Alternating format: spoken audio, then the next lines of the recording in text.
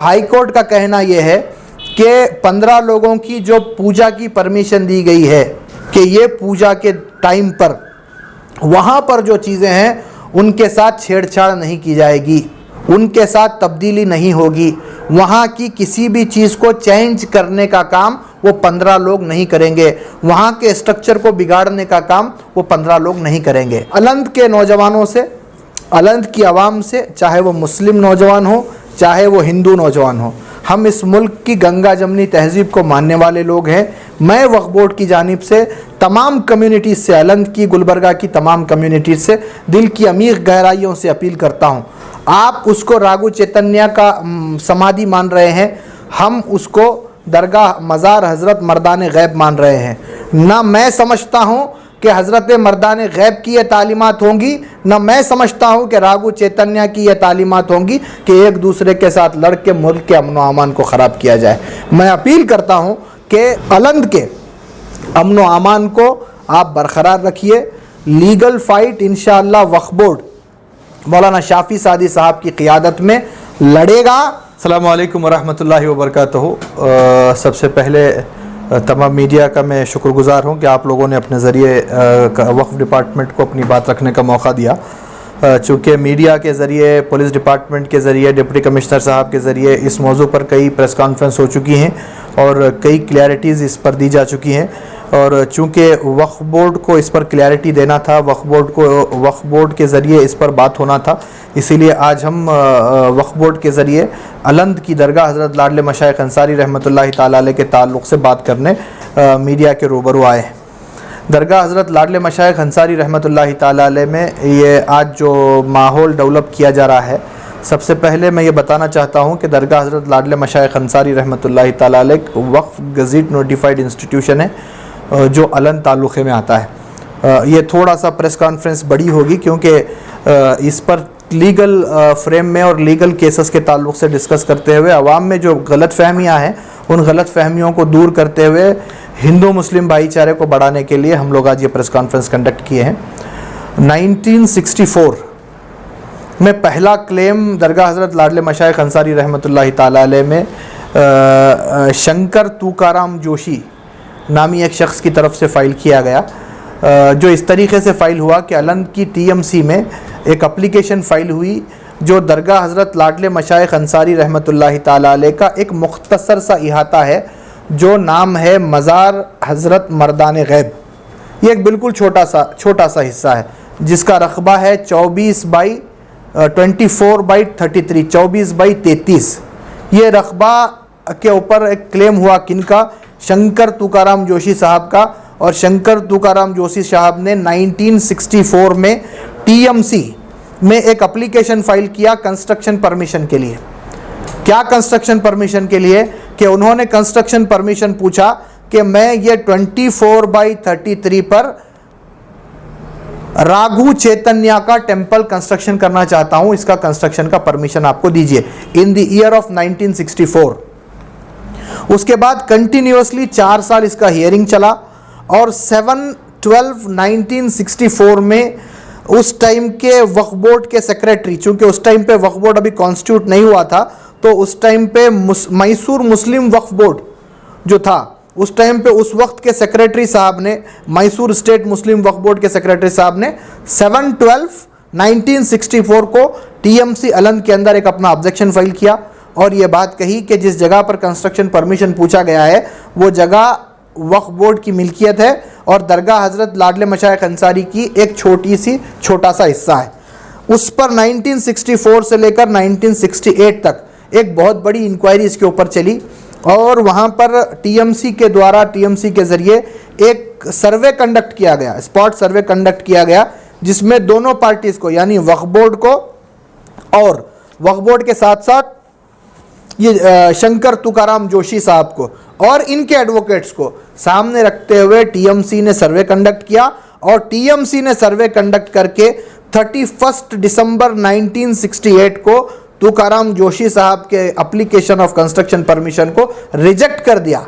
Reject करके उन्होंने यहाँ पर सर्वे के बाद ये कहा कि ये जो 24/33 का जो इहाता है ये दरगाह हज़रत मज़ार शरीफ हज़रत मर्दान गैब का इहाता है और ये वक्फ की प्रॉपर्टी है। ये पहला केस कब फाइल हुआ इसका? 1964 में, जो टीएमसी में रिजेक्ट होता है 1968 में। उसके बाद सीरीज ऑफ केसेस चलते हैं। 1969 में यहाँ पे टीएमसी का 1968 में एप्लीकेशन रिजेक्ट होता है। उसके बाद 1969 में ओएस फाइल होता है 55 ऑफ 1969, जिसमें रागू चैतन्य सेवा मंडल अलंग की तरफ से प्रॉपर्टी को सूट क्लेम किया जाता है और वो 1969 से लेकर 1972 तक ये केस चलता है। 1972 के बाद ये केस 1972 में डिसमिस फॉर नॉन प्रोसिक्यूशन होता है। Dismiss for non prosecution in the means के सामने वाली पार्टी जिसने क्लेम फाइल किया था कि ये हमारी जगह है, वो बिफोर द कोर्ट हियरिंग के लिए नहीं आई। ये केस 1969 का जो केस था 1972 में डिसमिस फॉर नॉन प्रोसिक्यूशन होता है। उसके बाद 1972 से लेकर 1993 तक 21 साल का जो अरसा गुजरा, ये 21 साल के अरसे में वहां पर कुछ भी लीगल बैटल्स नहीं होती हैं। आफ्टर 1992 इंसिडेंट इन इंडिया, 1993 में फिर से ये केस फाइल होता है। 1972 में उनका क्लेम रिजेक्ट हुआ ओएस नंबर 55 ऑफ 1969 में। उसके बाद 21 साल तक कोई लीगल बैटल नहीं है। फिर वो केस फाइल होता है 1993 के अंदर और वो नंबर उसको रीनेम किया जाता है। उस केस को जो नॉन प्रोसिक्यूशन में डिसमिस हुआ था उसको फिर से रिकॉल करने की कोशिश वो करते हैं और उसको रीनंबरिंग देकर 318 ऑफ 1993 का नंबर उस केस को दिया जाता है। 318 ऑफ 1993 और ये केस 1993 से लेकर 18/8/2009 तक चलता है और फिर सेम ये केस डिसमिस होता है नॉन प्रोसिक्यूशन के ऊपर। इस केस में भी सामने वाली पार्टी जिसने अपना क्लेम दायर किया था वो बिफोर द कोर्ट नहीं आए, इसीलिए ये केस भी 318 of 1993 is dismissed for non prosecution on the date of 18/8/2009। 2009 में ये केस को कोर्ट क्या करता है? डिसमिस फॉर नॉन प्रोसिक्यूशन के अंदर इसको डिसमिस कर देता है। फिर जब यह डिसमिस फॉर नॉन प्रोसिक्यूशन होता है तो फिर before the court miscellaneous appeal file होती है। फर्स्ट एडिशनल सिविल जज गुलबर्गा में मिसलीनियस अपील फाइल होती है, मिसलीनियस केस फाइल होता है 14 ऑफ 2009।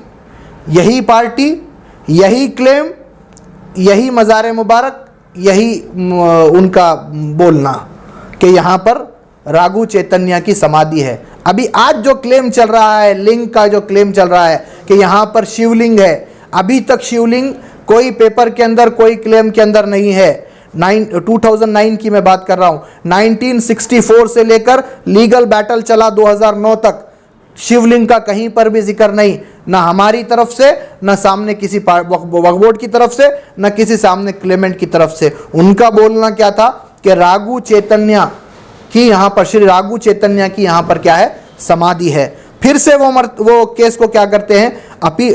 मिसलीनियस फाइल करते हैं बिफोर फर्स्ट एडिशनल सिविल जज 2009 में, जिसका केस नंबर है 14 ऑफ 2009। 14 ऑफ 2009। इसमें क्या होता है? फर्स्ट एडिशनल सिविल जज कलबुर्गी इस केस को और उनके क्लेम को 2000 रुपये की कॉस्ट के साथ डिसमिस करते हैं। 2000 रुपये की कॉस्ट के साथ डिसमिस किया जाता है। कौन सा केस? 14 ऑफ 2009, जो क्लेम उन्होंने वहां पर समाधि का किया था। फिर उस अपील को उन्होंने मिसलीनियस अपील के अंदर फिर से वो लोग फाइल करते हैं। जो उनका जो केस रिजेक्ट हुआ 6/4/2017, 2009 का जो केस था 14 ऑफ 2009, 6/4/2017 को डिसमिस होता है 2000 रुपये की कॉस्ट के साथ। और फिर 2017 में वो लोग फिर से केस फाइल करते हैं 34 of 2017 before the first additional civil जज। और अल्हम्दुलिल्लाह 13/2/2023 को ये भी केस रागू चैतन्य सेवा मंडल का डिसमिस होता है ऑन द मेरिट और वहाँ पर कोर्ट अपने जजमेंट के अंदर ये करार देता है कि फ़लानी जो प्रॉपर्टी है वो property belongs to Karnataka state board of औक़ाफ़ और वो मज़ार शरीफ है हज़रत मर्दान गैब रहमतुल्लाहि ताला अलैह की। यहाँ पर इस दौरान ये जब केस के जो सीरीज़ चल रहे हैं, इस दौरान मस्जिद का दरगाह कमेटी वक्फ ट्रिब्यूनल से अप्रोच होती है 2021 में, फरवरी 2021 में, और वक्फ ट्रिब्यूनल से ये अपील करती है कि कुछ शरपसंद लोग यहाँ पर माहौल को ख़राब करने की कोशिश कर रहे हैं, उन शरपसंद लोगों को माहौल ख़राब करने से रोका जाए। तो 2021 में वक्फ ट्रिब्यूनल ने, जो कि वक्फ बोर्ड की एक कॉन्स्टिट्यूटेड अदालत है, वक्फ बोर्ड नहीं है, वक्फ बोर्ड की कॉन्स्टिट्यूटेड अदालत है, वो क्या करती है, स्टेटस को का ऑर्डर पास करती है और कहती है कि इस केस के अंदर जब तक डिसमिस नहीं होता, ये डिस्पोज ऑफ नहीं होता, जैसा है वैसे ही रहेगा। उसके बाद 2021 में क्या हुआ हम लोगों ने देखा, किस तरीके से माहौल ख़राब करने की कोशिश की गई, किस तरीके से माहौल को ख़राब किया गया, कितने लोग परेशान हुए, कितने लोगों को जेलों में डाला गया, कितने लोगों के ऊपर केसेस किए गए, ये तमाम चीज़ें हमारे पास हमारी आंखों के सामने हैं। अब वही केस के अंदर फिर से एक मर्तबा एक अपील फाइल होती है पूजा का परमिशन के लिए, और यहाँ पर वक्फ ट्रिब्यूनल 13/2/2023 को एक जजमेंट पास करता है और वहाँ पर यह कहता है कि 15 लोग दरगाह कमेटी की तरफ से रहेंगे, सेक्रेटरी की तरफ से सेक्रेटरी के साथ, और 15 लोग आंदोला स्वामी जो वहाँ पे रिस्पोंडेंट नंबर 1 है उस केस के अंदर, उनकी तरफ से रहेंगे। पहले सुबह 8 बजे से लेकर 12 बजे तक वहाँ पर संदलमाली की जाएगी और उसके बाद पिटिशनर ऑफ दिस केस वहाँ पे दरगाह शरीफ को छोड़ देंगे। 2 घंटे का टाइम रहेगा क्लीनिंग का। उसके बाद फिर 4 बजे से लेकर 2 बजे से लेकर फिर 8 बजे तक 6 बजे तक 4 घंटे का टाइम फिर वहाँ के आंदोला स्वामी को दिया गया। आंदोला स्वामी वो आएंगे अपने 15 लोगों के साथ, वहाँ पर पूजा करेंगे, पूजा करके वो भी जगह को क्या करेंगे, खाली करेंगे। और एडिशनल तौर पर जजमेंट के अंदर जज साहब ने ट्रिब्यूनल की ये लिखा था कि till the disposal of this case कोई भी पार्टी दरगाह के प्रमाइसेस के अंदर इंटर नहीं करेगी, दरगाह के अंदर दाखिल नहीं होगी, और deputy commissioner of the district एक आदमी को वहाँ पर रखते हुए वहाँ की सफाई का ख्याल करेंगे। तो वहाँ पर फिर इस जजमेंट के ऊपर हम लोगों ने CRP फाइल किया before the honourable high court of Karnataka Kalaburagi bench में, जो आज जिसका फैसला आया है। और कलबुर्गी बेंच में वहाँ पर आज एक फ़ैसला हुआ है कि उन्होंने part of the judgment passed by the honourable Waqf tribunal को स्टे किया है और पार्ट को उन्होंने एज इट इज़ रखा है। अब ये हाई कोर्ट के जजमेंट को मैं थोड़ा सा ब्रीफ करता हूँ कि हाई कोर्ट का कहना यह है कि 15 लोगों की जो पूजा की परमिशन दी गई है उसको हाई कोर्ट ने कंडीशन लगाई है। क्या कंडीशन लगाई है कि ऑनरेबल हाई कोर्ट ने ये कंडीशन लगाई है कि ये पूजा के टाइम पर वहाँ पर जो चीज़ें हैं उनके साथ छेड़छाड़ नहीं की जाएगी, उनके साथ तब्दीली नहीं होगी, वहाँ की किसी भी चीज़ को चेंज करने का काम वो 15 लोग नहीं करेंगे, वहाँ के स्ट्रक्चर को बिगाड़ने का काम वो 15 लोग नहीं करेंगे। उसके बाद एडिशनल कोर्ट ने ये कहा है कि ये जो रिस्ट्रिक्शन लगाए गए थे कमेटी पर, वक्फ बोर्ड पर और तमाम लोगों पर कि ये टाइम पूजा कंप्लीट होने के बाद कोई भी डिस्पोजल ऑफ केस तक वहाँ पर नहीं जा सकता, उसको honourable Karnataka state of Karnataka high court ने कलबुर्गी बेंच ने स्टे लगा दिया है और ये कहा है कि वक्फ बोर्ड का प्रॉपर्टी है, वक्फ बोर्ड वहाँ पर जा सकता है और उसको केयर ऑफ कर सकता है। मैं इस ज़िमन में मोहतरम वाली जनाब शाफ़ी सादी साहब का दिल की अमीर गहराइयों से शुक्रगुजार हूँ कि आपने ऑन टाइम फ़ैसला लेते हुए वक्फ बोर्ड की तरफ से सीनियर कौंसिल मोहतरमा अनुराधा मैडम को इसके अंदर हायर किया और वहाँ पर उन्होंने अच्छा आर्गूमेंट वक्फ बोर्ड की तरफ से किया। इसी के साथ साथ मैं लीगल चेयरमैन आली वक्फ बोर्ड के लीगल चेयरमैन आली जनाब रियाज खान साहब का दिल की अमीर गहराइयों से मैं शुक्रगुजार हूँ कि सिर्फ एक दिन के अंदर ये केस को समझते हुए उन्होंने इसमें अपना मदाखिलत करते हुए लीगल काउंसिल मोहतरमा अनुराधा मैडम को इसके अंदर प्रिपरेशन के साथ यहाँ पर लाते हुए वक्फ बोर्ड का स्टेटस को बहाल करवाया और मैं मुबारकबाद पेश करता हूँ आली जनाब हनीफ साहब को, जिन्होंने ये केस के अंदर रहनुमाई फरमाई है। और इसके साथ साथ ये एक सेपरेट केस है जो कमेटी वालों ने फाइल किया था, जो अभी ऑनरेबल कोर्ट के बिफोर चल रहा है। लेकिन सीरीज ऑफ केसेस जो 1964 से लेकर 2023 तक चले हैं, उसमें वन साइडेड वक्फ बोर्ड को कामयाबी हासिल हुई है। टाइटल का कोई मुद्दा नहीं है, टाइटल वहां पर क्लियर है, the property belongs to Karnataka state board of Waqf, judgment passed by the many court and many platforms of the judicial. तो मैं यहाँ पर ख़ास तौर पर अलंद के नौजवानों से, अलंद की आवाम से, चाहे वो मुस्लिम नौजवान हो चाहे वो हिंदू नौजवान हो, हम इस मुल्क की गंगा जमनी तहजीब को मानने वाले लोग हैं। मैं वक्फ बोर्ड की जानिब से तमाम कम्युनिटीज़ से, अलंद की, गुलबर्गा की तमाम कम्युनिटीज़ से दिल की अमीर गहराइयों से अपील करता हूँ, आप उसको राघु चैतन्य का समाधि मान रहे हैं, हम उसको दरगाह मज़ार हज़रत मर्दान गैब मान रहे हैं। ना मैं समझता हूँ कि हज़रत मर्दान गैब की ये तालीमात होंगी, ना मैं समझता हूँ कि राघु चैतन्य की ये तालीमात होंगी कि एक दूसरे के साथ लड़ के मुल्क के अमन व अमान को ख़राब किया जाए। मैं अपील करता हूँ कि अलंद के अमन व अमान को आप बरकरार रखिए। लीगल फ़ाइट इंशाअल्लाह वक्फ बोर्ड मौलाना शाफी सादी साहब की क़ियादत में लड़ेगा। और ये ओएस के ताल्लुक़ से मैं क्लियर करता चलूँ, बहुत से लोगों से ये सुनने में मिला है कि पूजा की परमिशन वक्फ बोर्ड की तरफ से दी गई है। नहीं, वक्फ बोर्ड 1964 से लेकर 2023 तक केसेस लड़ रहा है, जीत चुका है। ये जो कंप्लेंट, ये जो ओएस फाइल हुआ था, ये दरगाह कमेटी की तरफ से फाइल हुआ था, जिसमें वक्फ बोर्ड भी रिस्पोंडेंट है। रिस्पोंडेंट नंबर 2 वक्फ बोर्ड है कमेटी की तरफ से जो केस फाइल हुआ है। यहाँ पर वक्फ बोर्ड ने परमिशन नहीं दी है, वक्फ ट्रिब्यूनल ने दी है, और जिसको कंडीशनल के तौर पर ऑनरेबल हाई कोर्ट ने उसके वो कंडीशंस लगाई है, और वो कंडीशंस को फुलफिल करते हुए वो 15 लोग आएंगे, वो अपनी पूजा परफॉर्म करेंगे। ऑनरेबल सीनियर काउंसिल ने आज अपने ब्रीफिंग में, कोर्ट में, आर्गुमेंट में ये कहा कि हिंदू भी आ सकता है, मुसलमान भी आ सकता है।